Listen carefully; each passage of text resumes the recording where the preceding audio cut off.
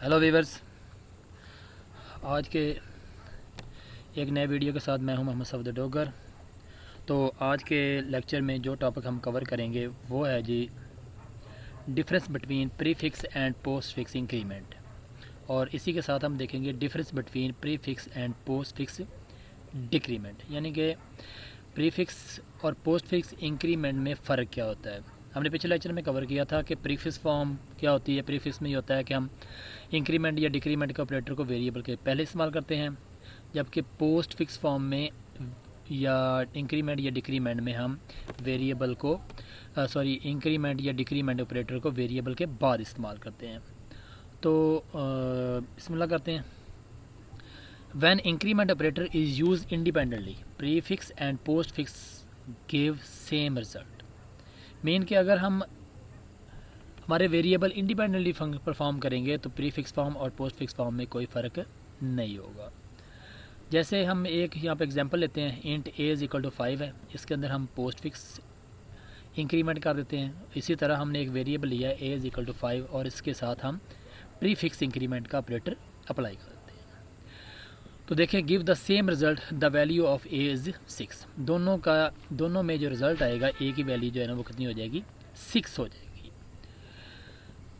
अब देखते हैं, but when increment operator is used in a large expression with other operator, prefix and postfix form work in differently. Mean कि जब आप एक लार्ज एक्सप्रेशन के तौर पे प्रीफिक्स और पोस्टफिक्स फॉर्म अप्लाई करते हैं तो दोनों का रिज़ल्ट जो है ना वो डिफरेंट आएगा। जैसे हमने यहाँ पे दो वेरिएबल लिए हैं, int a comma b, a is equal to 5 है और हमने ये एक एक्सप्रेशन यूज़ की है b is equal two plus plus a, यानी कि a का इंक्रीमेंट विद प्रीफिक्स फॉर्म। तो यहाँ पे क्या होगा, सबसे पहले a में a का इंक्रीमेंट होगा, यानी कि a की वैल्यू कितनी हो जाएगी, 6 हो जाएगी। और उसके बाद जो 6 वैल्यू है वो किसको साइन हो जाएगी, वो b को हो जाएगी। इट मीन कि दोनों की वैल्यू जो है ना वो सेम, यानी कि 6 हो जाएगी। First of all increment the value in a and then assign the value to b। Okay, but अब दो वेरिएबल और लेते हैं, int x comma y, x equal to 10 है और फिर हम करते हैं जी x में हम पोस्ट फिक्स फॉर्म यूज़ करते हैं और x को वैल्यू असाइन कराते हैं y की। First of all assign the value of x to y। सबसे पहले क्या होगा, x की वैल्यू y को साइन हो जाएगी, यानी कि 10 जो है ना वो असाइन हो जाएगा y को। And then increment the value in x, और फिर क्या होगा कि x की वैल्यू में 1 का इजाफा हो जाएगा। तो इसकी तरतीब जो है ना ये चेंज हो जाएगी। तो देखते हैं इसको एक प्रोग्राम की सूरत देखते हैं। यहाँ पे देखें, मैंने 4 वेरिएबल लिए हैं, a, b, x, y, और हमने चारों को वैल्यू जो 10 असाइन कर दिया यूजिंग कंपाउंड असाइनमेंट स्टेटमेंट के। तो यहाँ पे मैं देखूँ a is equal two plus plus b use कर लेता हूँ। तो यहाँ पे प्रिंट एफ फंक्शन यूज़ करके मैं a की वैल्यू को शो कराता हूँ, a is equal to %d।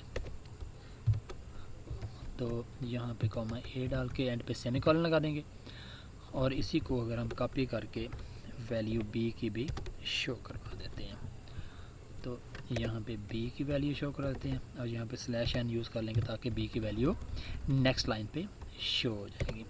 और यहाँ पे b को, अब इसमें क्या होगा कि पहले क्या होगा, b की वैल्यू में 1 का इंक्रीमेंट होगा, यानी कि b की वैल्यू कितनी हो जाएगी, 11 हो जाएगी। और 11 बाद में जो असाइन हो जाएगा a को, इट मीन कि a की वैल्यू भी 11 हो जाएगी और b की वैल्यू भी 11 हो जाएगी। इसको रन करते हैं, देखिए a की वैल्यू भी 11 हो गई है और b की वैल्यू भी 11 हो गई है। अब दूसरा देखें, यहाँ पे मैं कहता हूँ x is equal to y plus plus, ठीक है। अब इसमें तरतीब चेंज हो जाएगी। यहाँ पे क्या होगा, पहले y की वैल्यू किसको साइन हो जाएगी, x को, और बाद में क्या होगा, y की वैल्यू में 1 का इजाफा हो जाएगा, यानी कि x की वैल्यू भी 10 है और y की भी 10 है। तो पहले 10 वैल्यू जो है ना वो किसको साइन हो जाएगी, y की वैल्यू x को साइन हो जाएगी और x की वैल्यू हो जाएगी 10 ही रहेगी।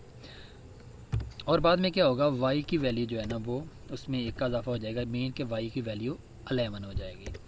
तो यहाँ पे देखें कि पोस्ट फिक्स फॉर्म रिज़ल्ट जो है ना वो आपको डिफरेंट दे रही है, जबकि प्री फिक्स फॉर्म आपको रिज़ल्ट डिफरेंट तो ये देखें जी, यानी कि x की वैल्यू वो में चेंजिंग नहीं आ रही, जबकि y की वैल्यू में चेंजिंग आ गई है। तो यही इसका डिफरेंस होता है।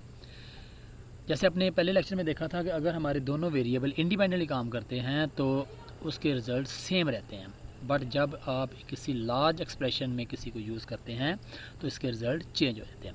इसी को अगर हम डिक्रीमेंट के तौर पे यूज़ करते हैं तो देखें, तो अब क्या करेगा, पहले b की वैल्यू में a की कमी कर देगा, यानी कि b की वैल्यू कितनी हो जाएगी, 9 हो जाएगी, और 9 किसको हो जाएगा, a को साइन हो जाएगा। तो इसी तरह अगर हम यहाँ पे पोस्ट डिक्रीमेंट करते हैं तो पहले क्या होगा, y की वैल्यू x को साइन हो जाएगी, यानी कि 10 साइन हो जाएगा x को, और बाद में क्या करेगा, 10 में a की कमी कर देगा।